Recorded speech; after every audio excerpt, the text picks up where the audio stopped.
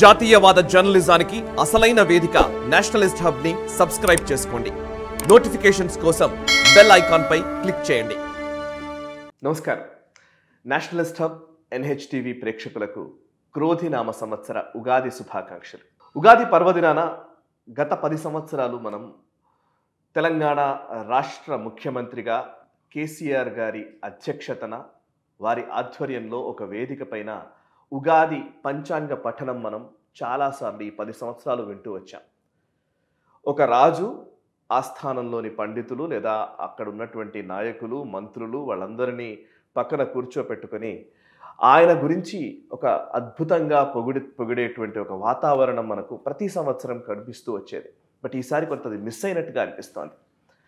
అయితే నిజమే, తెలంగాణ రాజకీయాల్లో ప్రస్తుతం చూస్తూ ఉంటే బండ్లు ఓడలగును, ఓడలు బండ్లగును అన్న పరిస్థితి చాలా స్పష్టంగా మనకు కనిపిస్తోంది. 2001లో తెలంగాణ రాష్ట్ర సమితి హైదరాబాద్తో కూడిన తెలంగాణ రాష్ట్ర సాధనే లక్ష్యంగా ఏర్పడింది. ఏకైక అజెండా తెలంగాణ రాష్ట్ర సాధన కోసం మాత్రమే TRS ఆవిర్భావమని చాలా స్పష్టంగా ఆ రోజు చెప్పారు. ఆ తర్వాత 23 సంవత్సరాల తర్వాత మనం 2 పర్యాయాలు అధికారంలోకి వచ్చి తెలంగాణ కళ సాకారం చేసుకుని 2 పర్యాయాలు అధికారాన్ని అనుభవించి అధికారాన్ని నడిపి ప్రభుత్వాన్ని ఏర్పాటు చేసి ఈరోజు ప్రభుత్వం విఫలమైందన్న భావనతో ప్రజలు గురైన తర్వాత ఈరోజు కేసీఆర్ మళ్ళీ అదే 2001లో ఎట్లాంటి పరిస్థితిలో ఉన్నాడో అదే పార్టీ అలాంటి పరిస్థితిలోకే దిగజారినట్టుగా కనబడుతోంది. ఇది నేను చెప్తున్న మాటలు కాదు, నిజంగానే ఒక ఉద్యమ పార్టీ. నిజానికి ఉద్యమ పార్టీ అంటే ఉద్యమాల కేంద్రంగా ఏర్పడిన ఒక రాజకీయ పార్టీ, ఉద్యమమే పరమావధిగా భావించినటువంటి ఒక రాజకీయ పార్టీ TRS. 2001లో స్టార్ట్ అయిన తర్వాత 2004లో UPA ప్రభుత్వంలో భాగస్వామిగా TRS పార్టీ ఎన్నికలకు వెళ్ళింది. 2004లో 2009లో 2014, 18 ఇలా మనం అనేక ఎన్నికల్ని చూసినట్లయితే కనుక TRS నిజానికి ఎన్నికల్లో బలమైన పాత్రనేమీ పోషించలేదు.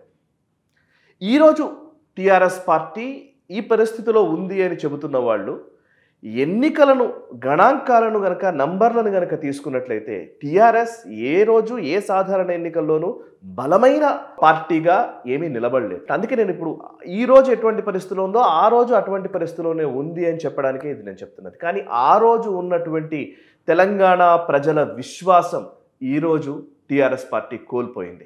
ఆ రోజు ఏదైతే 2001, 2004 ఆ టైంలో తెలంగాణ మలిదశ ఉద్యమానికి సంబంధించిన తొలి రోజుల్లో కేసీఆర్ పట్ల ఏదైతే ఒక విశ్వసనీయత ఉందో, కేసీఆర్ అనే ఒక వ్యక్తికి ఒక చరిష్మా ఉందో, ఈరోజు అది చాలా వరకు సన్నగిలినట్టుగా కనబడుతోంది. దాని కారణాల గురించి విశ్లేషించే ప్రయత్నం చేయబోతున్నాం. 2004లో తెలంగాణకి సంబంధించి TRS ఎన్నికల ప్రస్థానం గురించి కనుక చూసినట్లయితే 2004లో వచ్చిన సీట్లు 2009లో వచ్చిన సీట్లు ఇంచుమించు సమానమే. అంతే, ఉత్తర తెలంగాణలోనే ఎక్కువ సీట్లను సాధించింది TRS పార్టీ. ఈ 2023లో చూసినా కూడా అదే ఉత్తర తెలంగాణలో కొంత భాగానికే పరిమితమైంది. అయితే అప్పుడు హైదరాబాద్లో పెద్దగా అసలు వాళ్ళకి అవకాశమే లేని పరిస్థితి ఉండేది. కానీ హైదరాబాద్ లేదా రంగారెడ్డి జిల్లాలో 2023 ఎలక్షన్స్లో మాత్రం సిగ్నిఫికెంట్గానే ఎక్కువ స్థానాల్ని కైవసం చేసుకుంది. అయితే 2014కి ముందు TRS ప్రస్థానాన్ని చూసి 2014 తర్వాత TRS ప్రస్థానాన్ని చూస్తే నిజానికి ఇది మావోయిస్టులో వాటిల్లో ఒక అంశం ఉంటుందన్నమాట. నడుచుకుంటూ దళం వెళుతూ ఉంటే వెనకాల ఆ అడుగుల్ని చెరిపివేయడం అనే ఒక ప్రక్రియ కూడా జరుగుతుంది అని చెప్తూ ఉంటారు. ఎందుకంటే వెనకాల వచ్చేవాళ్ళు గనక మళ్ళీ మనల్ని ఫాలో అయితే మన జాడ తెలుస్తుందేమో అనే ఒక అభిప్రాయంతో మావోయిస్టులు వాళ్ళ అడుగుల్ని క్లీన్ చేస్తారనేది చెప్తూ ఉంటారు. ఇది నిజంగా జరుగుతుందో లేదో తెలియదు. ఇది ఏంటంటే బర్నింగ్ ద బ్రిడ్జెస్ అన్నమాట. నేను బ్రిడ్జ్ దాటుతాను కానీ వచ్చే వాళ్ళకి ఆ బ్రిడ్జ్ అనేది ఉండకుండా ఉండడం కోసం దాన్ని బర్న్ చేయడం అనేది జరుగుతుంది. కేసీఆర్ నిజంగా అదే చేశారు. అదే ఆయన చేసిన అతిపెద్ద పొరపాటు. ఉద్యమ పార్టీగా లేదా ఉద్యమ ప్రస్థానంతో వచ్చినటువంటి కేసీఆర్ అదే ఉద్యమాల్లో ద్వారా ఇంకెవరైనా సరే ప్రభుత్వానికి వ్యతిరేకంగా తాను అధికారంలోకి వచ్చిన తర్వాత ఎవరైనా సరే నిరసనల ద్వారానో ఉద్యమాల ద్వారానో ప్రజా క్షేత్రంలో ఒక ఒపీనియన్ని బిల్డ్ చేస్తే ప్రమాదం అని భావించారో ఏమో ఇంకెవరు ఉద్యమాన్ని చేయడానికి వీలు లేకుండా చేస్తూ వచ్చారు. అధికారంలోకి వచ్చిన తర్వాత. అండ్ రాజకీయ పార్టీగా కేసీఆర్ లేదా టీఆర్ఎస్ని గమనిస్తే, టీఆర్ఎస్ ఏ రోజు రాజకీయంగా ఎన్నికల్లో అత్యద్భుతమైన ఫలితాల్ని సాధించలేదు. అదే సమయంలో ఉప ఎన్నికల్లో ఖచ్చితంగా బాగానే పెర్ఫామ్ చేస్తూ వచ్చింది. రాజశేఖర రెడ్డి ముఖ్యమంత్రిగా ఉన్న సమయం మినహా ఉప ఎన్నికల్లో తెలంగాణ సెంటిమెంట్ని బలంగానే నిరూపిస్తూ వచ్చింది టీఆర్ఎస్ పార్టీ. ఒకసారి నంబర్స్ చూస్తే 2004లో టీఆర్ఎస్ పార్టీకి యూపీఏ ప్రభుత్వంలో, యూపీఏ కూటమిలో భాగంగా టీఆర్ఎస్ పార్టీ పోటీ చేసింది. మొత్తం 6 లోక్సభ స్థానాల్లో పోటీ చేసింది, 54 అసెంబ్లీ సీట్లలో పోటీ చేసింది. కానీ 54 అసెంబ్లీ సీట్లలో పోటీ చేస్తే అందులో 26 మాత్రమే గెలవగలిగింది టీఆర్ఎస్ పార్టీ. ఇక లోక్సభకి సంబంధించి చూసినట్లయితే 6 లోక్సభ సీట్లలో పోటీ చేస్తే అందులో కేవలం 4 సీట్లను గెలుచుకుంది టీఆర్ఎస్ పార్టీ అప్పట్లో 2004లో. 2009కి వచ్చేసరికి ఇంకా పరిస్థితి దారుణంగా మారింది. 2009లో టీడీపీ, సిపిఐ, సిపిఎం, టీఆర్ఎస్ అన్నీ కలిసి మహాకూటమిగా ఏర్పడి పోటీ చేసినప్పుడు టీఆర్ఎస్కి 45 సీట్లు కేటాయించారు. 45 సీట్లలో టీఆర్ఎస్ పోటీ చేస్తే కేవలం 10 సీట్లు మాత్రమే గెలవగలిగింది. ఇది వ్యత్యాసం. 2004లో 26 సీట్లను గెలిచిన టీఆర్ఎస్ 2009కి వచ్చేసరికి కేవలం 10 సీట్లకే పరిమితమైంది. మధ్యలో బై ఎలక్షన్స్ వచ్చాయి. 2006లో ఎప్పుడైతే యూపీఏ కూటమి ప్రభుత్వము తెలంగాణ ఇస్తానని చెప్పి ఇవ్వలేదు అనే ఒక అంశాన్ని తెరపైకి తెచ్చి టీఆర్ఎస్ యూపీఏ నుంచి బయటకు వచ్చింది. అదే సమయంలో కరీంనగర్ లోక్సభ స్థానంలో ఉన్నటువంటి ఎం సత్యనారాయణరావు ఇచ్చినటువంటి సవాల్ని స్వీకరించి అప్పుడు పోటీలో నిలబడి కరీంనగర్ లోక్సభ స్థానంలో కేసీఆర్ గెలవగలిగారు. కానీ 2008లో వచ్చినటువంటి బై ఎలక్షన్స్లో సుమారు 16 సీట్లకు టీఆర్ఎస్ పార్టీకి సంబంధించిన ఎమ్మెల్యేలందరూ మూకుమ్మడి రాజీనామాలు చేశారు తెలంగాణ కోసమని.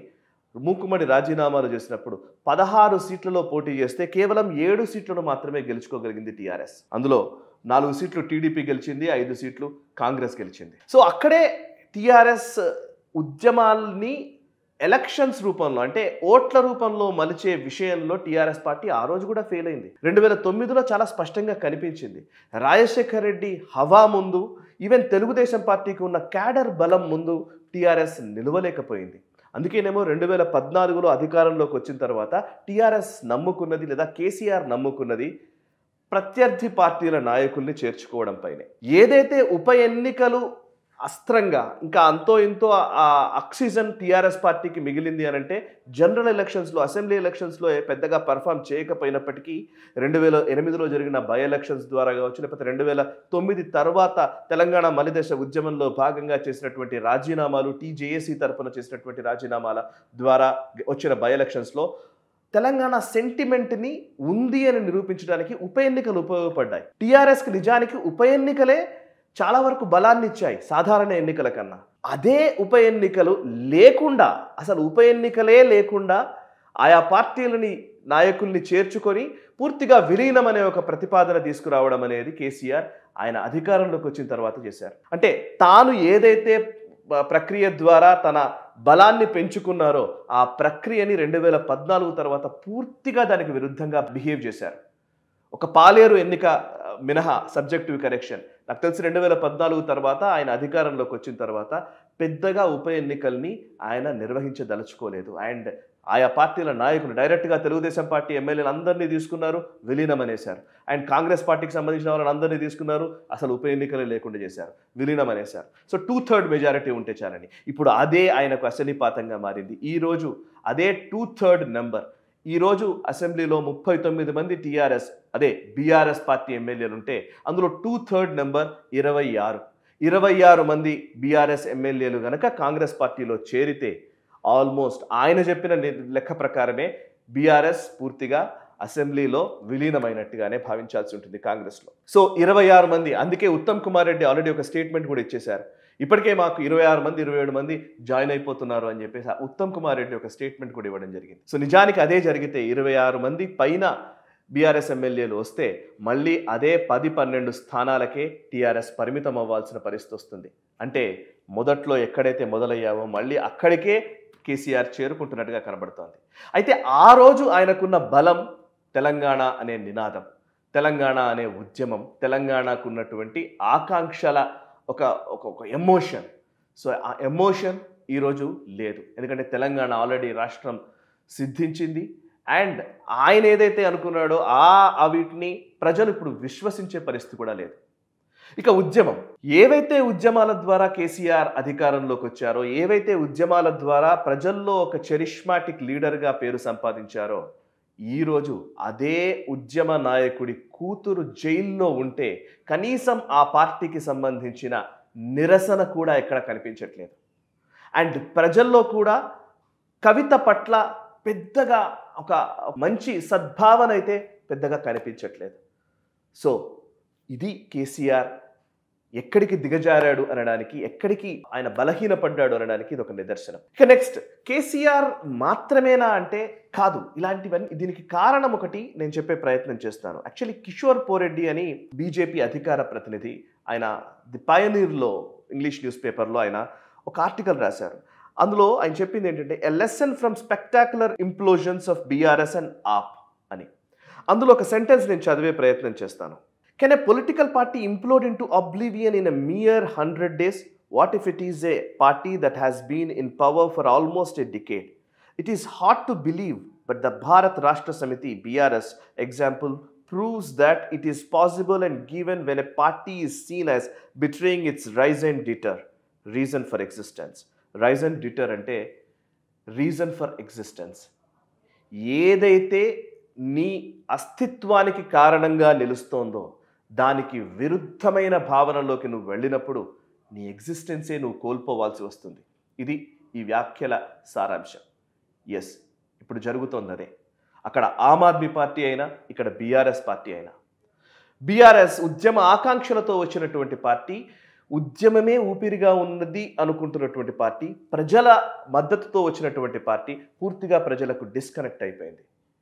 అండ్ ఏదైతే ఉప ఎన్నికలే తన బలంగా చేసుకొని ఎన్నికల అంకగణితాన్ని ఒక ఉద్యమంగా లేకపోతే ప్రజల అభిప్రాయంగా మలిచే ఒక ప్రయత్నం. నిజానికి ఉప ఎన్నికలు జరిగిన ప్రతిసారి నాకు గుర్తుంది, ప్రతిసారి తెలంగాణలో ఉప ఎన్నికలు వచ్చిన ప్రతిసారి కూడా ఇది తెలంగాణ రెఫరెండం అనే మాటని స్పష్టంగా కేసీఆర్ వాడుతూ వచ్చారు. తెలంగాణ ప్రజలు ఇచ్చే తీర్పే, ఈ ఓట్ల ద్వారా ఇచ్చే తీర్పే తెలంగాణ రెఫరెండం అని ఆయన చెబుతూ వచ్చారు. ఈరోజు అదే ప్రజా తీర్పు వచ్చింది, తెలంగాణ రెఫరెండంగా కనిపిస్తోందా మరి కేసీఆర్ చెప్పినట్టుగా? సో ఆయన ఎవరైతే నాయకులతో ఉన్నారో ఆ నాయకులు ఎవరు ఈరోజు లేరు. ఎవరైతే అసలు బయట నుంచి వచ్చేవాళ్ళో వాళ్ళు మాత్రమే అక్కడ ఉన్నారు. సో వాళ్ళందరూ మళ్ళీ వెళ్ళిపోయిన తర్వాత మిగిలింది కేసీఆరే. నిజానికి 2001లో మోదీ ముఖ్యమంత్రిగా బాధ్యతలు స్వీకరించారు గుజరాత్లో. మోదీ 2001లో గుజరాత్ ముఖ్యమంత్రి అయిన రోజుకి ఈ రోజు నరేంద్ర మోదీ ప్రస్థానానికి, ఒక గ్లోబల్ లీడర్గా ఎదిగిన ప్రస్థానానికి, 2001లో టీఆర్ఎస్ ఆవిర్భావానికి, ఈరోజు టీఆర్ఎస్ ఎదుర్కొంటున్న సమస్యలకి మనం ఒకసారి బేరీజు వేసి చూస్తే ఎంత తేడా ఉందో మనకు స్పష్టంగా అర్థమవుతుంది. అండ్ రాబోయే రోజుల్లో ఒకవేళ టీఆర్ఎస్ పూర్తి స్థాయిగా పతనం అయితే ఎవరు దాన్ని ఫిల్ చేయబోతున్నారు అంటే, ఉత్తర తెలంగాణనే కేసీఆర్కి టీఆర్ఎస్కి మొదటి నుంచి ఆలవాలంగా నిలిచింది. ఇప్పుడు అదే ఉత్తర తెలంగాణ నిజానికి ఒక ఎమోషనల్ ఓట్ బేస్ ఉత్తర తెలంగాణలో ఉంటుంది. ఒక కాజ్ అనుకుంటే, ఒక విషయం అనుకుంటే దానికి అనుగుణంగా ప్రజల నుంచి స్పందన వచ్చేది ఉత్తర తెలంగాణలో ఎక్కువగా కనిపిస్తూ ఉంటుంది. మీరు ఎనీ ఐడియాలజీ తీసుకుంటే, ఈవెన్ కమ్యూనిస్ట్ ఐడియాలజీ అయినా, లేకపోతే మావోయిస్టులకు సంబంధించినటువంటి ప్రాబల్యం పెరిగిన సందర్భంలో అయినా, లేకపోతే సోషలిస్టు ఉద్యమాలైనా, కాంగ్రెస్ పార్టీ ఎదుగుదలైనా, తెలుగుదేశం పార్టీ ఎదుగుదలైనా ఉత్తర తెలంగాణలో చాలా మ్యాసివ్గా కనిపిస్తూ వచ్చింది. ఇప్పుడు అదే మ్యాసివ్ ఓట్ బేస్, అదే ఎమోషన్ ఈరోజు హిందుత్వ వైపు చూస్తోంది, ఈరోజు జాతీయవాదం వైపు చూస్తోంది. ఖచ్చితంగా అక్కడ భారతీయ జనతా పార్టీ ఆ ఎమోషన్ని బిల్డ్ చేయగలుగుతుందా అంటే, నిజానికి నిజామాబాద్, ఆదిలాబాద్, కరీంనగర్ లాంటి ప్లేసుల్లో ఆ వాతావరణం ఇప్పటికే బిల్డ్ అయింది. అది ఇంకాస్త ఉధృతమైతే ఖచ్చితంగా ఫైట్ బిట్వీన్ కాంగ్రెస్ అండ్ బీజేపీగానే ఉండబోతోంది. ఇప్పుడు ప్రస్తుతం పార్లమెంట్ ఎలక్షన్స్ దానికి రెఫరెండం కాబోతున్నాయి. ఈ వీడియో నచ్చితే లైక్ చేయండి, 10 మందికి షేర్ చేయండి, అండ్ మీ కమెంట్స్ ద్వారా మీ అభిప్రాయాలు మాతో పంచుకోండి.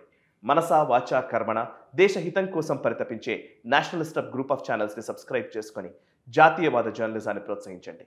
Thank you very much. ఈ వీడియో మీకు నచ్చినట్టయితే లైక్ చేయండి, 10 మందికి షేర్ చేయండి, అలాగే కామెంట్ల రూపంలో మీ అభిప్రాయాలను మాతో పంచుకోండి. Nationalist hub group of channels ను సబ్స్క్రైబ్ చేసుకుని తెలుగునాట జాతీయవాద జర్నలిజాన్ని ప్రోత్సహించండి. ఈ వీడియో కింద ఉన్న బెల్ ఐకాన్ పై క్లిక్ చేయడం మర్చిపోవద్దు.